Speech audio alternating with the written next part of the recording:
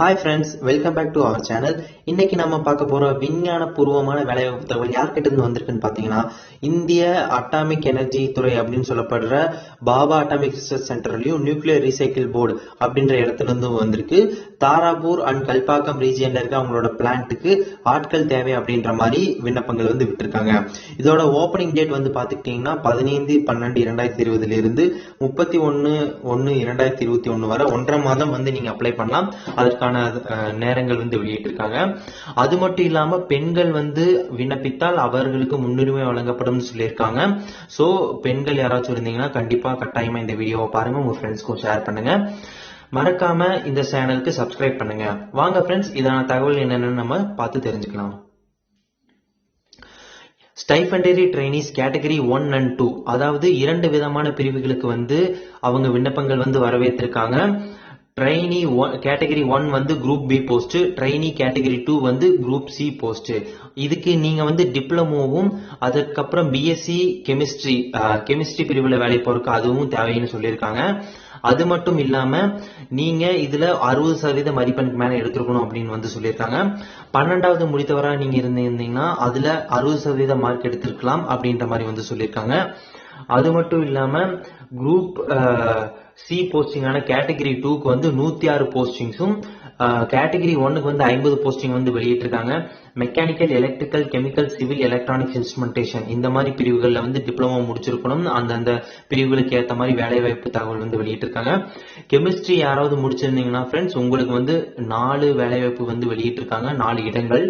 மேலும் கேட்டகரி 2ல வந்து உங்களுக்கான வேலை வாய்ப்புகள் வந்து கிட்டத்தட்ட 106 போஸ்டிங் இருக்கிறதுனால நீங்க நிறைய பேர் வந்து அப்ளை பண்ணலாம், கிடைக்கிறதுக்கான வாய்ப்புகள் அதிகம் இருக்கு. அது மட்டும் இல்லாம பிளான்ட் ஆபரேட்டருக்கும் லெபார்டரி அசிஸ்டன்ட்டுக்கும் வந்து நீங்க 12வது முடிச்சு 60% மதிப்பெண் அதுல எடுத்திருந்தீங்கன்னா போதுமானதுன்னு சொல்லியிருக்காங்க. அது மட்டும் இல்லாம 12வது நீங்க பிசிக்ஸ், கெமிஸ்ட்ரி, மேக்ஸ் இதை வந்து முதன்மை பாடமா வச்சு படிச்சிருக்கணும் அப்படின்ற மாதிரி சொல்லியிருக்காங்க. மேலும் மற்ற படிப்புகளுக்கு தகுதிகளுக்கு வந்து நீங்க எஸ்எஸ்சி சயின்ஸ் அண்ட் மேக்ஸ், அதாவது 10வது முடிச்சு 60% மதிப்பெண்களுக்கு மேல எடுத்திருந்து, அது மட்டும் இல்லாம கூடவே ட்ரேடு சர்டிபிகேட், அந்த குறிப்பிட்ட பிரிவுகளில் ட்ரேடு சர்டிபிகேட் எடுத்திருந்தீங்கன்னா இதை வந்து கண்டிப்பா நீங்க அப்ளை பண்ணலாம் அப்படின்ற மாதிரி சொல்லியிருக்காங்க. இந்த நோட்டிபிகேஷனே வந்து 4 நாள் படிக்கணும் போல ஃப்ரெண்ட்ஸ், அவ்வளவு பெருசா கொடுத்திருக்காங்க. புரியாதவங்க இந்த வீடியோவை மறுபடியும் பார்த்துக்கோங்க, ஏன்னா இது வந்து ரொம்ப முக்கியமான விஷயமா இருக்கும். அது மட்டும் இல்லாம நீங்க இதோட வயது தகுதியை வந்து எவ்வளவுன்னு பாத்துக்கிட்டீங்கன்னா கேட்டகரி 1க்கு வந்து 18 இருந்து 24 வயது உடையவராக இருக்க வேண்டும். கேட்டகரி 2க்கு வந்து 18 இருந்து 22 வயது உடையவராக இருக்க வேண்டும். ஏன்னா கேட்டகரி 1 வந்து குரூப் பி போஸ்ட், கேட்டகரி 2 வந்து குரூப் சி போஸ்ட், அதனாலதான் அப்படின்னு விட்டுருக்காங்க. அது மட்டும் இல்லாம உங்களுக்கு பிரிவு வாரியா வயது தகுதி தளர்த்தப்படும் அப்படின்ற மாதிரி சொல்லியிருக்காங்க. உங்களோட பிரிவுக்கு ஏற்ற மாதிரி அதை நீங்க எவ்வளவுன்னு பாத்துக்கோங்க. இந்த ஜாப் நோட்டிபிகேஷனுக்கான லிங்கை வந்து நம்ம டிஸ்கிரிப்ஷன்ல கொடுத்துருக்கோம், மறக்காம போய் பாருங்க. பிசிக்கல் ஸ்டாண்டர்ட்ஸ், நீங்க குட்டையாளா இருந்தீங்கன்னா அப்ளை பண்றது செலக்ட் ஆகிறது ரொம்பவே கஷ்டம் ஃப்ரெண்ட்ஸ். ஏன்னா இதுல மினிமம் ஹைட்டே வந்து 160 சென்டிமீட்டர், மினிமம் வெயிட் வந்து 45.5 கிலோகிராம் வந்து வேணும்னு கேட்டிருக்காங்க. இது நீங்க நிவர்த்தி பண்ணலைன்னா உங்களோட மெடிக்கல் ஃபிட்னஸை பொறுத்து உங்களோட விண்ணப்பங்கள் ஏற்கப்படும் அப்படின்னு சொல்லியிருக்காங்க. இந்த ட்ரைனிங் பீரியட் வந்து 2 வருடம் சொல்லியிருக்காங்க ஃப்ரெண்ட்ஸ். அது மட்டும் இல்லாம நோட் பண்ணிக்கோங்க, ட்ரைனிங்கை சக்சஸ்ஃபுல்லா நீங்க கம்ப்ளீட் பண்ணதுக்கு அப்புறம் இன்டர்வியூ வச்சு அதுல நீங்க செலக்ட் ஆயிட்டீங்கன்னா உங்களுக்கு பர்மனன்ட் போஸ்டிங் வந்து கிடைக்கும் அப்படின்ற மாதிரி சொல்லியிருக்காங்க. ஸ்டைஃபண்ட் வந்து எவ்வளவுன்னு பாத்துக்கிட்டீங்கன்னா கேட்டகரி 1க்கு வந்து முதல் வருடம் 16,000, கேட்டகரி 2க்கு வந்து 10,500 கொடுக்கப்படும் சொல்லியிருக்காங்க. 2வது வருடம் கேட்டகரி 1க்கு 18,000, கேட்டகரி 2க்கு வந்து 12,500 வந்து கொடுப்போம்னு சொல்லியிருக்காங்க. அது மட்டும் அல்லாது உங்களுக்கு வந்து தனி அலவன்சஸ் எல்லாம் கிடைக்கும்னு வந்து சொல்லியிருக்காங்க ஃப்ரெண்ட்ஸ். இதோட செலக்ஷன் மெத்தட் எப்படி இருக்கும் அப்படின்றது வந்து நம்ம போய் பார்க்கலாம் வாங்க. கேட்டகரி 1க்கு முதல் எடுத்தோடனே உங்களுக்கு வந்து 1 மணி நேரம் எக்ஸாம் வைப்பாங்க. அதுல 40 question objective multiple type question, அதாவது வந்து நீங்க சூஸ் பண்ற ஆன்சர் மாதிரி கொஸ்டின் வந்து இருக்கும்னு சொல்லியிருக்காங்க. டிப்ளமோ மற்றும் பிஎஸ்சி லெவல் கொஸ்டின்ஸ் வந்து கேட்பேன் அப்படின்ற மாதிரி சொல்லியிருக்காங்க. நீங்க அப்ளை பண்ற பிரிவுகளுக்கு தகுந்த மாதிரி அந்த கொஸ்டின்ஸ் வந்து மாறுபடும். அது மட்டும் இல்லாம அதுல நல்லா பர்ஃபார்ம் பண்ண மக்களுக்கு இன்டர்வியூ வந்து கூப்பிடுவேன்னு சொல்லியிருக்காங்க. இன்டர்வியூ பொறுத்து தான் உங்களோட செலெக்ஷன் ப்ராசஸ் இருக்கும். கேட்டகரி 2க்கு வந்து பாத்துக்கிட்டீங்கன்னா 3 ஸ்டேஜஸ் ஆஃப் செலெக்ஷன் ப்ராசஸ் இருக்கும்னு சொல்லியிருக்காங்க. அதுல வந்து நீங்க பிரிலிமினரி டெஸ்ட் அப்படின்னு சொல்லப்படுற முதல்நிலை தேர்வை வந்து எழுதணும். அதுல வந்து மேத்ஸ், சயின்ஸ், ஜெனரல் அவேர்னஸ் இதுல மாதிரி வந்து 50 கொஸ்டின் வந்து கேட்போம். 1 மணி நேரம் நேரம் ஒதுக்கப்படும் சொல்லியிருக்காங்க. இது முடித்து சக்சஸ்ஃபுல்லா கம்ப்ளீட் பண்ண கேண்டிடேட்ஸ் வந்து அட்வான்ஸ்டு டெஸ்ட் அப்படின்னு சொல்லப்படுற 2வது தேர்வு நிலைக்கு கூப்பிடுவாங்க. அதுல வந்து உங்களுக்கு அதே 50 கொஸ்டின் 2 மணி நேரம் வந்து கொடுப்பாங்க. ஆனா இதுல வந்து நீங்க உங்க துறை சார்ந்த கேள்விகள் வந்து கேட்கப்படும். அதுல நீங்க தேர்வாகணும். 3வது வந்து பாத்துக்கிட்டீங்கன்னா ஸ்கில் டெஸ்ட் இருக்கும் அப்படின்ற மாதிரி சொல்லியிருக்காங்க. அது மட்டும் இல்லாம ஸ்டேஜ் 2ல அதாவது அட்வான்ஸ்டு தேர்வுல வந்து நல்லா பெர்ஃபார்ம் பண்ண மக்களுக்கு மட்டும்தான் இதுல வந்து கால் லெட்டர் அனுப்பப்படும் சொல்லியிருக்காங்க. இதுல வந்து நல்லா பெர்ஃபார்ம் பண்றவங்கள தான் வந்து எடுத்துக்குவோம் அப்படின்னு வந்து சொல்லியிருக்காங்க. அதனாலதான் நான் சொன்னேன், அணு ஆராய்ச்சி துறையில வேலை கிடைக்கிறது ரொம்ப பெரிய விஷயம் தான். அது மட்டும் இல்லாம நீங்க ஸ்டைஃபண்டரி ட்ரெயினியா இருக்கிறது வந்து என்னென்ன போஸ்டிங் பாத்துக்கிட்டீங்கன்னா, கேட்டகரி 1ல செலக்ட் ஆனீங்கன்னா சயின்டிபிக் அசிஸ்டன்ட் அப்படின்ற பதவியில் உங்களுக்கு விண்ணப்பங்கள் வந்து கிடைக்கும். அதாவது வந்து நீங்க ட்ரைனிங்கை சக்சஸ்ஃபுல்லா கம்ப்ளீட் பண்ணிட்டு டைரக்டா இன்டர்வியூ வச்சு எடுப்பாங்கன்னு சொன்னேன் இல்லைங்களா? அதுல நீங்க கேட்டகரி 1ல ஜாயின் பண்ணி ட்ரைனிங் 2 வருஷம் முடிச்சிருந்தீங்கன்னா சயின்டிபிக் அசிஸ்டன்ட் எடுத்துப்பாங்க. கேட்டகரி 2ல வந்து ட்ரைனிங் 2 வருஷம் முடிச்சிருந்தீங்கன்னா டெக்னீஷியன் பி அண்ட் சி இந்த 2 பதவிகளுக்கு வந்து உங்களை எடுத்துக்குவாங்க. அது மட்டும் இல்லாம ஃப்ரெண்ட்ஸ், நீங்க பெர்மனன்ட் வேலை வாய்ப்புக்கு போனதுக்கு அப்புறம் உங்களுக்கு என்னென்ன அலோவன்சஸ் எல்லாம் கொடுப்போம் அப்படின்றத வந்து சொல்லியிருக்காங்க. அதையும் வந்து படிச்சு பார்த்துக்கோங்க. அது மட்டும் இல்லாம நீங்க ட்ரைனிங் முடிச்சு இதுல பெர்மனன்ட் எம்ப்ளாயியா ஜாயின் பண்ணிட்டீங்கன்னா 3 வருட பாண்ட் கண்டிப்பா இருக்கும்னு சொல்லியிருக்காங்க ஃப்ரெண்ட்ஸ். ஸோ உங்களுக்கு வந்து நிச்சயமா இதுல வந்து செய்வோம் அப்படின்ற நம்பிக்கை இருந்தா வந்து அப்ளை பண்ணி போங்க. இது ஒரு அருமையான வேலை வாய்ப்பா இருக்கும். அது மட்டும் இல்லாம கேட்டகரி 1 அப்புறம் 2க்கு வந்து என்னென்ன வேலை வாய்ப்பு எப்படி இருக்கும் அப்படின்ற மாதிரி வந்து சொல்லியிருக்காங்க. அதாவது நீங்க அங்க என்ன வேலை செய்ய போறீங்க அப்படின்றத வந்து அவங்க கொடுத்துருக்காங்க. அதை நீங்க தெளிவா படிச்சு ஒரு முடிவுக்கு வரலாம். அது மட்டும் இல்லாம இந்த டியூட்டி எல்லாமே நீங்க ஜெனரல் ஷிஃப்டாவும் செய்யணும், உங்களை ஷிஃப்ட் படியும் மாத்தி போடலாம் அப்படின்ற மாதிரி வந்து அறிவிப்பு வெளியிட்டிருக்காங்க. ஸோ அதையும் வந்து நோட் பண்ணிக்கோங்க.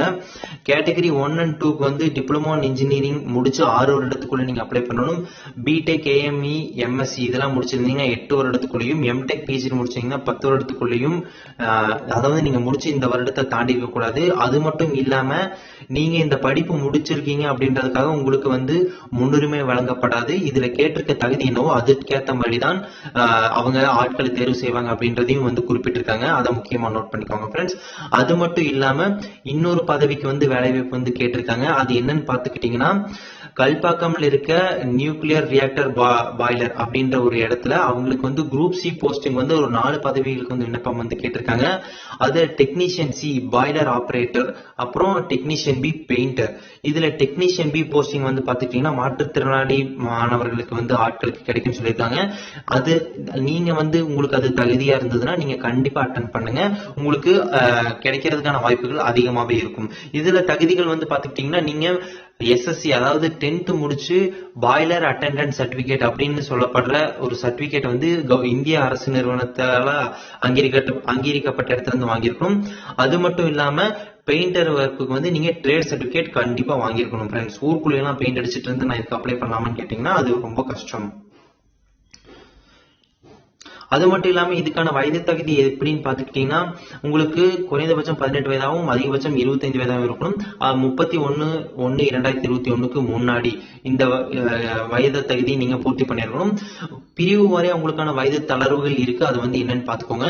டெக்னீஷியன் சி, டெக்னீஷியன் பிக்கான சம்பளம் எவ்வளவு அப்படின்ற மாதிரி உங்களுக்கு வெளியிட்டு இருக்காங்க. அது மட்டும் இல்லாம உங்களுக்கு நிறைய அலவன்சஸ் இருக்குன்னு சொல்லியிருக்காங்க. அதையும் வந்து மறக்காம பாத்துக்கோங்க.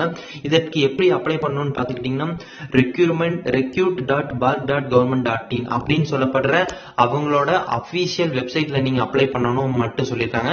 வேற எந்த விதத்திலும் நீங்க அப்ளை பண்ண முடியாதுன்றதையும் குறிப்பிட்டிருக்காங்க. அது மட்டும் இல்லாம உங்களுக்கு வந்து 150 ரூபாய் விண்ணப்ப கட்டணமா இருக்குன்னு சொல்லியிருக்காங்க. எப்பயும் போலதான் உமன் கேட்டகரிக்கும் மற்ற கேட்டகரிக்கும் வந்து இந்த ஃபீஸ் வந்து கிடையாது அப்படின்னு சொல்லியிருக்காங்க. கேட்டகரி 1க்கு. கேட்டகரி 2க்கு வந்து 100 ரூபாய் வந்து விண்ணப்ப கட்டணமா இருக்கும்.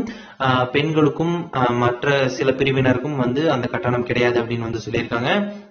அது மட்டும் இல்லாம நீங்க விண்ணப்பத்தை பூர்த்தி செஞ்சதுக்கு அப்புறம் உங்களுக்கு வந்து பேமெண்ட் ஆஃப் ஃபீ இருக்கும். அதை நீங்க நிவர்த்தி பண்ணா மட்டுமே தான் உங்களோட விண்ணப்பம் அங்கீகரிக்கப்பட்டதை எடுத்துக்கப்படும். அப்படி இல்லைன்னா உங்களோட விண்ணப்பம் நிராகரிக்கப்பட்டதுன்ற மாதிரி செய்தி வரும் அப்படின்ற மாதிரி சொல்லியிருக்காங்க. இதுல ஒரு சில பொது தகவல் வந்து வெளியிட்டு இருக்காங்க. அது என்னன்னு பாத்துக்கிட்டீங்கன்னா, நீங்க செலக்ட் ஆகி வெயிட் லிஸ்ட்ல வந்து இருந்தீங்கன்னா, ஆல்ரெடி செலக்ட் ஆன கேண்டிடேட் ஜாயின் பண்ணலைன்னா மட்டுமே உங்களுக்கு வந்து அது கிடைக்கும்னு சொல்லியிருக்காங்க. அது 1 வருட காலத்துக்கு மட்டும்தான் அந்த மெயின் லிஸ்ட் இருக்கும் அப்படின்ற மாதிரியும் தகவல் வந்து வெளியிட்டு இருக்காங்க. அது மட்டும் இல்லாம நீங்க SC ST பிரிவினரா இருந்தீங்கன்னா உங்களுக்கு வந்து டிராவலிங் அலவன்ஸ் வந்து கிடைக்கும்னு சொல்லியிருக்காங்க. ஃப்ரெண்ட்ஸ், இன்னொரு முக்கியமான விஷயம் என்னன்னு கேட்டுக்கிட்டீங்கன்னா, இந்த எக்ஸாம்ஸ் எல்லாமே வந்து மும்பைல தான் நடக்கும்னு சொல்லியிருக்காங்க. அதனால நீங்க அப்ளை பண்ணும்போது அங்க போகிறதுக்கும் தயாரா இருங்க. அங்க போய் நீங்க வந்து எக்ஸாம்ஸ் எல்லாம் கொடுத்துட்டு வர மாதிரி இருக்கும். அது மட்டும் இல்லாம நீங்க யூனிவர்சிட்டியில வாங்கியிருக்க CGPA SGPA இந்த மாதிரி எதுவா இருந்தாலும் அதை நீங்க பர்சன்டேஜுக்கு கன்வெர்ட் பண்ணி தான் இதுல வந்து நீங்க அப்ளை பண்ணணும் அப்படின்னு வந்து சொல்லியிருக்காங்க. அதை முக்கியமா நோட் பண்ணிக்கோங்க.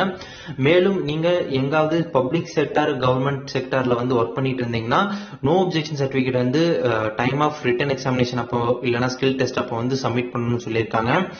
SC ST OBC EWS இந்த பிரிவினராக இருந்தீங்கன்னா அதற்கான விண்ணப்பங்கள் வந்து கண்டிப்பா வந்து சரியான விதத்துல சப்மிட் பண்ணணும்னு சொல்லியிருக்காங்க. ஃப்ரெண்ட்ஸ், அது மட்டும் இல்லாம இது நீங்க சப்மிட் பண்றதுக்கு முன்னாடி ஒரு சில டாக்குமெண்ட்ஸ் எல்லாம் வேணும்னு கேட்டிருக்காங்க. அதெல்லாம் என்னன்னு வந்து தெளிவா பாத்துக்கோங்க.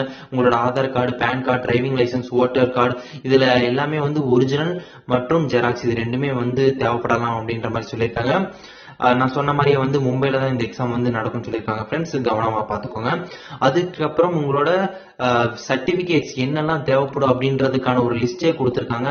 அது பார்த்துக்கிட்டீங்கன்னா உங்களோட எஜுகேஷன் குவாலிஃபிகேஷன் எக்ஸ்பீரியன்ஸ் சம்பந்தமான சர்டிபிகேட்ஸா இருக்கட்டும், உங்களோட டேட் ஆஃப் பர்த் ப்ரூஃப்காக இருக்கட்டும், அதுக்கப்புறம் நீங்க OBC கேண்டிடேட் இல்லைன்னா எக்கனாமிக்கலி வீக்கர் செக்ஷன் கேண்டிடேட் இல்லைன்னா டிசபிலிட்டி சர்டிபிகேட் இது கண்டிப்பா வச்சிருக்கணும் அந்தந்த பிரிவுகளை சேர்ந்தவரா இருந்தீங்கன்னா.